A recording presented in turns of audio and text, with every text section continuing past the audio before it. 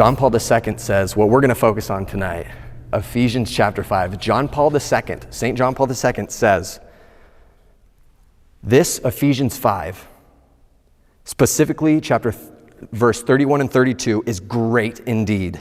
It's in some sense the central theme of all of Revelation. It's central reality. John Paul II says, this passage is what God wants to say to you and me above anything else. He says it's the crowning of all Scripture. It's these two sentences is from Genesis to Revelations summed up. And it's why we are male and female and what the mystery is. This is what he says. He says, husbands, love your wives as Christ loved the church and gave himself up for her to make her holy. For this reason, a man will leave his father and mother and be joined to his wife, and the two will become one flesh. This is a great mystery. And I say this in reference to Christ and his church.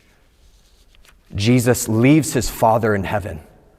He leaves Mary, his mother, the home on earth, and says, this is my body given up for you, so that he may become one flesh with his bride, humanity. We read in the book of Hosea. Hosea says in the chapter, I will betroth you to me in faithfulness, and you shall know the Lord. And the word know, Mary Healy references Genesis. Adam knew his wife Eve, and she conceived. Knowledge is synonymous with sexual union. You will know the Lord your God. Obviously, it's an analogy. God is pure spirit. We always have to keep that in mind. God is pure spirit, but the union between God and man far surpasses any union of man and woman. This is what Archbishop Fulton Sheen says, and he quotes St. Augustine. Get ready for this.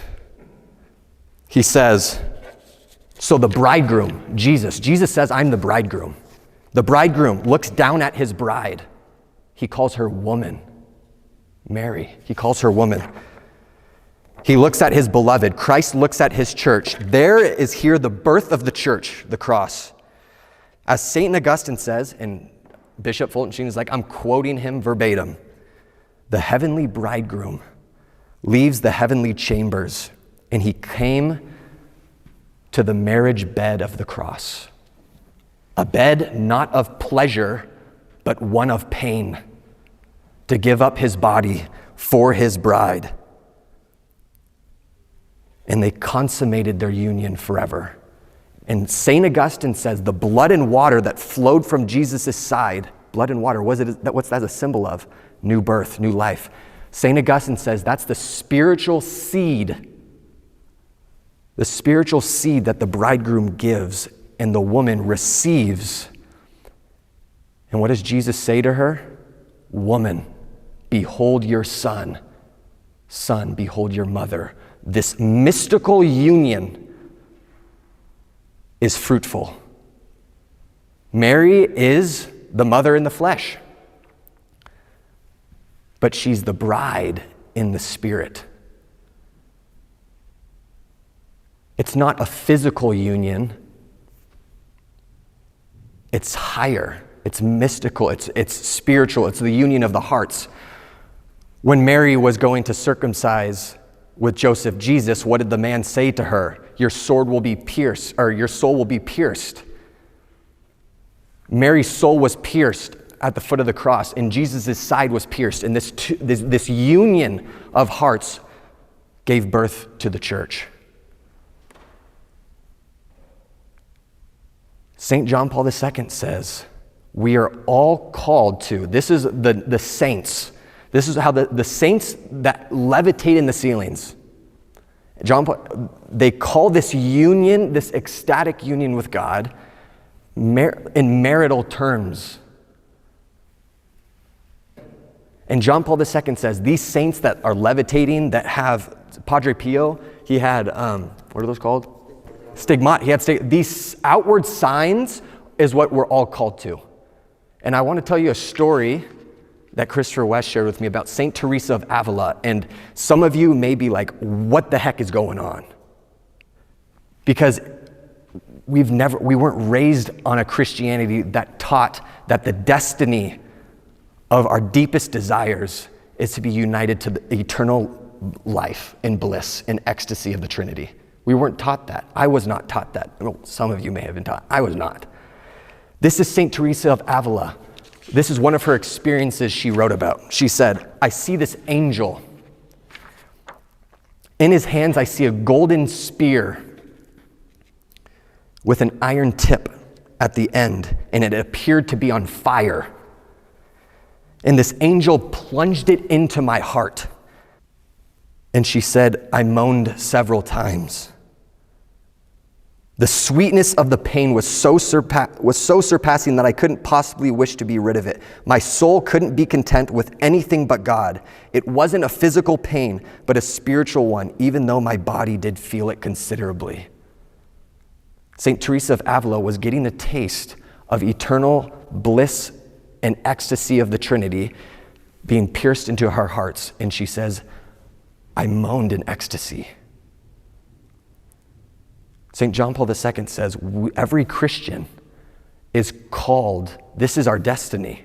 And what does the priest call it? The wedding feast of the Lamb. The early church fathers all recognized that the cross was a wedding between Christ the bridegroom and the church, the bride who receives all. And I want to just share with you a personal prayer experience that I had about the Mass. What happens at a wedding? Who's standing right here? Do you guys know? Who's the bridegroom? The bridegroom. You guys all knew that.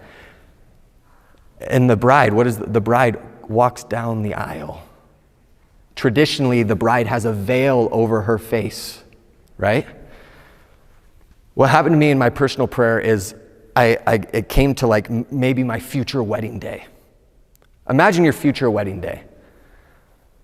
You look down at your beautiful bride to men, and you're maybe crying. My best friend just got married in August, and his lips were quivering. I'm not kidding. And he was bawling. What does that express? His love for his bride. His bride's walking down the aisle, maybe also shaking, nervous, so excited to be one with her bridegroom. So excited. What happens at Mass?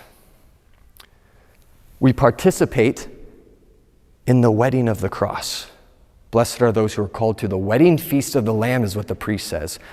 The chalice, the church says the altar is like the cross, which is the marriage bed.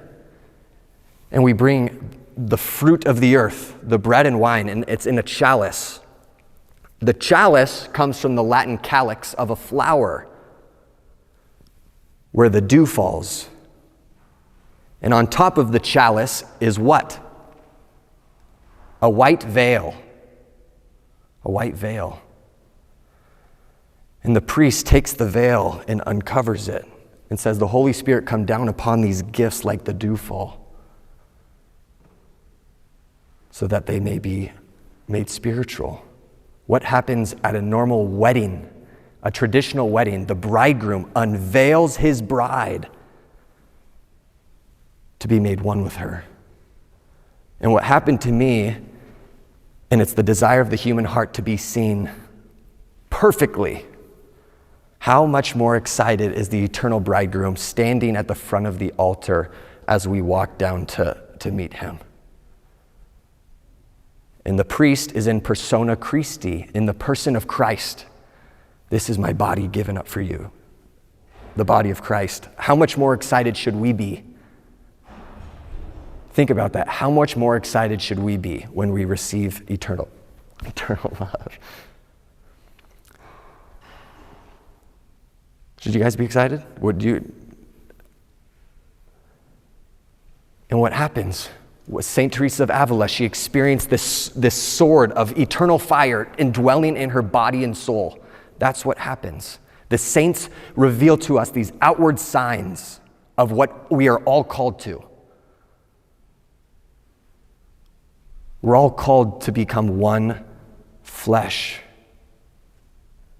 And its analogy It's an analogy of the one flesh union.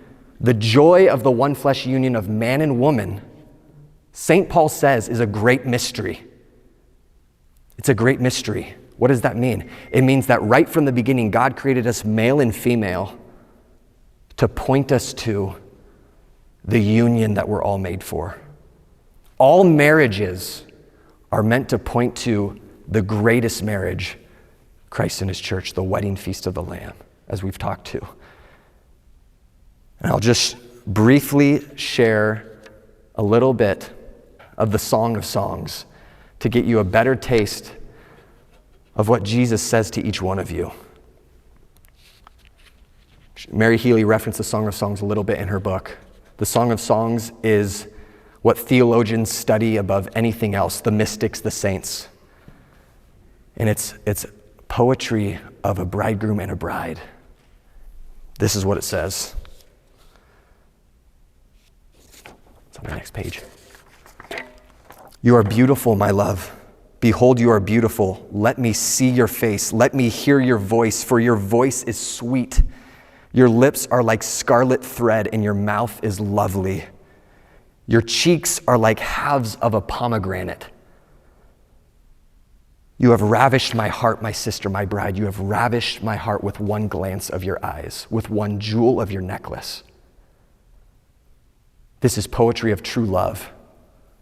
St. John Paul II says, the Song of Songs is a glimpse into Eden of man and woman in the beginning before sin, and this joy between seeing every part. You've ravished my heart with one glance of your eyes. St. John of the Cross said, when he was writing in his poems, the Lord saw one hair fluttering at my neck, and he was captivated by it.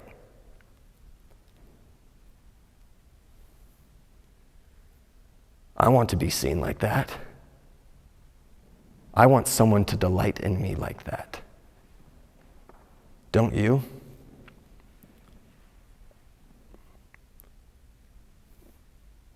Allow him to let him see you.